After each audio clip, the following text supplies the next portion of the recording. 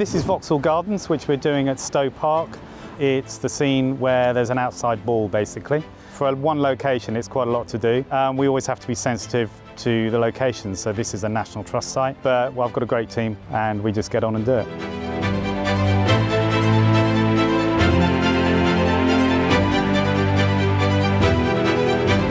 Because this is a period piece, anything which is modern we have to hide. So we've got a lot of cables and hoses, and when you're on a lawn, the easiest way to hide cables on a lawn is with lawn. They wouldn't have cables in 1813, so we need to hide them. They're not in shop. It's very exciting. So you just roll them down. There you go.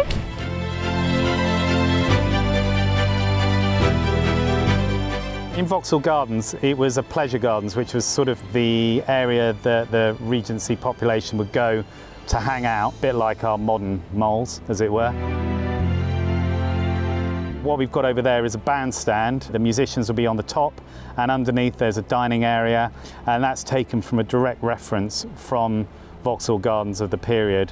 One of the things that's on all the buildings were what looks like lights, but we've surmised that actually they were probably polished discs or globes, hence all our polished globes everywhere, so that when the DOP puts his lights on it, they'll reflect them back and look like lights.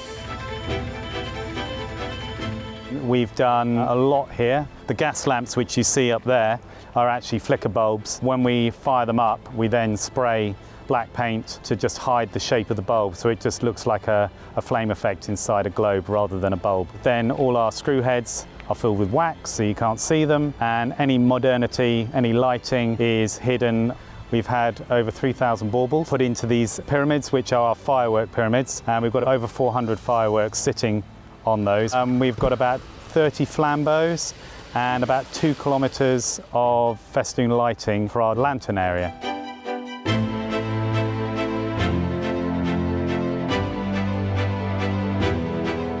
Back at the yard, we fabricated these holders up first, and these hook on the top. Not actually a firework, although they look like a firework and everybody calls them a firework. They're Italian competition grade, but they're camera friendly. There's 10 of them on each one of these pyramids. Each one is individually wired. Gone are the days you light anything with the old tape or a match. So that's all wired back down into a controller, which is all remote controlled, and it's the programming of that that's vitally important, because if you make a mistake on that, like any computerized system, then you'll get more on one side, less on the other, ruin your whole shot, start again. The whole lot fires at once. The next take, we have another 10 that all fire at once. Okay, the actors get all the money, the big money and whatever, but we get the satisfaction in any special effects, whether you're setting fire to something or blowing something up or doing pyro. It's the moment that people remember, and it's brilliant.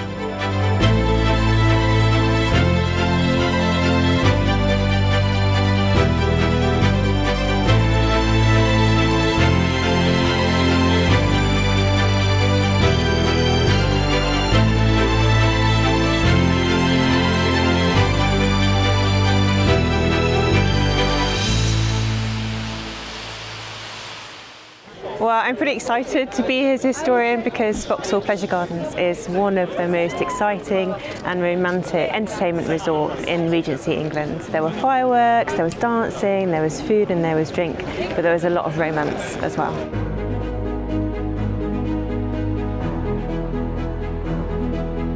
So there's something really thrilling about being outside in the warm summer's evening, watching the sun come down, and then seeing the gardens illuminated all of a sudden, turning night into day. There was something just so transporting about this place that it was incredibly famous around the world.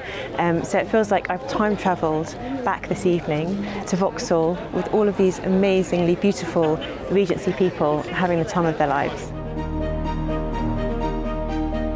When you read the scripts, you can only imagine what it's going to be like. You have a certain image, but actually being here and seeing it all, and it's just, I mean, it's amazing. It's overwhelming, yeah. You just go, oh my God, this is actually happening, like, isn't it? How big this is. Because you can surround the place with green screen and you're not looking at it. And suddenly you turn up and you're just transported there, really, aren't you? I get to see parts of England I never would have seen before in my life. It's fantastic, of course it's fantastic. Look, what's not to love? It's beautiful. When we were driving into, like, there's this little crescent bright red moon as well, so it's very romantic and lovely.